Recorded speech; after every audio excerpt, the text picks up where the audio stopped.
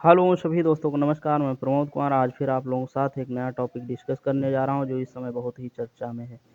तो चलिए topic start करते हैं। आज का टॉपिक है नोबेल प्राइज़ 2022 जो अभी हाल ही में नोबेल पुरस्कारों की घोषणा हुई है 2022 में जिन व्यक्तियों को देना है उनके बारे में यह टॉपिक है। तो चलिए टॉपिक स्टार्ट करते हैं। हाल ही में वर्ष 2022 का नोबेल शांति पुरस्कार संयुक्त रूप से रूसी अधिकार मेमोरियल बेलारूस के मानव अधिकार अधिवक्ता एलेस ब्लयांस्की और यूक्रेनी मानवाधिकार संगठन सेंटर फॉर सिविल लिबर्टीज को प्रदान किया गया है। पुरस्कार विजेता बेलारूस, यूक्रेन और रूस से संबंधित हैं और इनको नोबेल शांति पुरस्कार प्रदान करने का उद्देश्य रूस और यूक्रेन को संदेश देना भी है। तो ये जो 2022 का नोबेल पुरस्कार प्रदान करने की घोषणा की गई है उसमें शांति का पुरस्कार जो है बेलारूस के मानवाधिकार अधिवक्ता एलेस ब्लयांस्की और एक संगठन सेंटर फॉर सिविल लिबर्टीज को प्रदान किए जाने की घोषणा की गई है, जो कि ये एक संदेश देगा रूस यूक्रेन युद्ध में शांति बनाए रखने की। फिर जो है नोबेल पुरस्कार, इनकी शुरुआत कब हुई थी? नोबेल फाउंडेशन द्वारा स्वीडन के अल्फ्रेड नोबेल की याद में वर्ष 1901 से शुरू किया गया था। ये जो नोबेल पुरस्कार हैं वो स्वीडन के जो वैज्ञानिक हैं अल्फ्रेड नोबेल, उन्हीं की याद में 1901 से इनकी शुरुआत हुई थी। यह किन क्षेत्रों में दिया जाता है? यह मुख्य रूप से शांति के क्षेत्र, साहित्य, भौतिकी, रसायन, चिकित्सा, अर्थशास्त्र के क्षेत्र में विश्व का सर्वोच्च पुरस्कार है। ये जो शांति, साहित्य, भौतिकी, रसायन, चिकित्सा, अर्थशास्त्र के क्षेत्र में ये विश्व का सबसे बड़ा पुरस्कार माने जाने वाला पुरस्कार है। इन क्षेत्रों में यह पुरस्कार दिया जाता है। हाल ही में साहित्य का नोबेल पुरस्कार फ्रांस की लेखिका एनी एनॉक्स को प्रदान किया गया है। तो ये जो है फ्रांस की एक लेखिका हैं। ये जो है राजनीति पर बहुत अच्छा राजनीति का विश्लेषण, आलोचना और उनके राजनीतिक जो मुद्दे होते हैं उनको अच्छी तरह से एनालिसिस करने में बहुत ही निपुण मानी जाती हैं, इसलिए इनको जो है साहित्य का पुरस्कार प्रदान किया गया है। भौतिकी के क्षेत्र में एलन एस्पेक्ट, जॉन क्लासर और एंटोन जिलिंगर को 2022 में प्रदान किया गया है। यह क्वांटम पर अनुसंधान के लिए दिया गया है। जो भौतिकी के क्षेत्र में है वो 3 लोगों के एलन, जॉन और एंटोन को प्रदान किया गया है।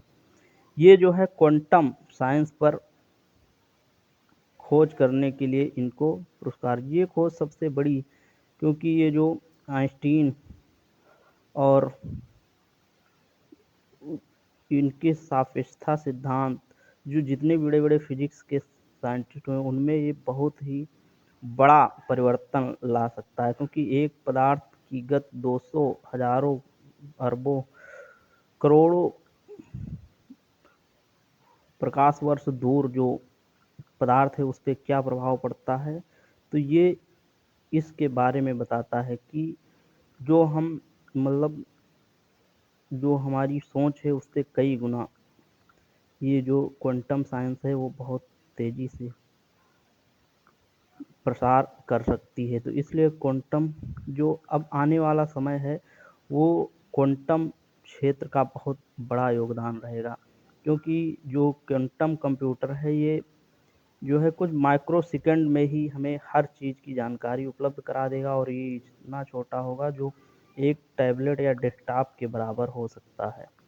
तो इससे आने वाले हर क्षेत्र में जो हम 2047 तक या 50 तक उपेक्षा करते हैं, अभी तो बेसिक क्वांटम पे रिसर्च चल रहे हैं, लेकिन 2050 तक एडवांस रिसर्च जब आ जाएंगे तो हमारा जीवन और सरल हो जाएगा, क्योंकि ये जो है अरबों गुना ये सामान्य कंप्यूटरों की अपेक्षा ये सोच सकता है। तो इसलिए ये जो रिसर्च है बहुत महत्वपूर्ण माना जा रहा है। फिर है कैरोलिन और बटोरजी के वेरी शार्पलेस और मार्टन मेल्टन को क्लिक केमिस्ट्री एवं बायो-ऑर्थोगोनल केमिस्ट्री के विकास के लिए रसायन विज्ञान 2022 का नोबेल पुरस्कार प्रदान किया गया है। रसायन के क्षेत्र में Caroline R. Bertozzi K Barry Sharpless और मॉर्टन मेल्टन को क्लिक केमिस्ट्री एवं बायो-ऑर्गेनिक केमिस्ट्री के विकास के लिए दिया गया है। तो हाल ही में स्वीडन के स्वांते पावो को मेडिसिन या फिजियोलॉजी का वर्ष 2022 में प्रदान किया गया है। यह पुरस्कार विलुप्त होमोनियन और मानव विकास के जीनोम के क्षेत्र में शोध के लिए प्रदान किया गया है। तो जिस हिसाब से मानव का विकास हुआ, क्रमिक पहले 4 पैर पे चलता था, फिर थोड़ा झुक के चलना, फिर 2 पैरों पे चलना, फिर सीधा, फिर जैसे ये रीछ भालू इस तरीके का शरीर पर बड़े लंबे लंबे बाल, फिर क्रोमोगोनान मानो, होमो सेपियंस मानो, और आज जो इस समय का होमो सेपियंस मानो है, उस पर रिसर्च मतलब क्रमिक अध्ययन इन्होंने हर जीनोम का किया, और आज का जो होमो सेपियंस मानो है उसका जो है सबसे नज़दीकी क्रोमोगोनान मानव के बारे में बताया कि ये जो है हमारे पूर्वज किस प्रकार के जीनोम से विकसित हुए हैं। तो ये इन्हें फिजियोलॉजी या मेडिसिन के क्षेत्र में स्वांते पावो को यह पुरस्कार 2022 नोबेल देने के विचार किया गया है। तो जैसा कि सभी दोस्तों को पता है, मैं पिछले वीडियो से एक प्रश्न डिस्कस करता हूं जिसका सही जवाब आपको कमेंट बॉक्स में बताना है। तो आज का प्रश्न है, संसदीय समितियों की उत्पत्ति किस देश की संसद में हुई थी? तो ये आपको बताना है कि जो संसदीय समितियां हैं उनकी उत्पत्ति किस देश की संसद में हुई थी। तो देखते हैं इस प्रश्न का सबसे पहले कौन जवाब देता है।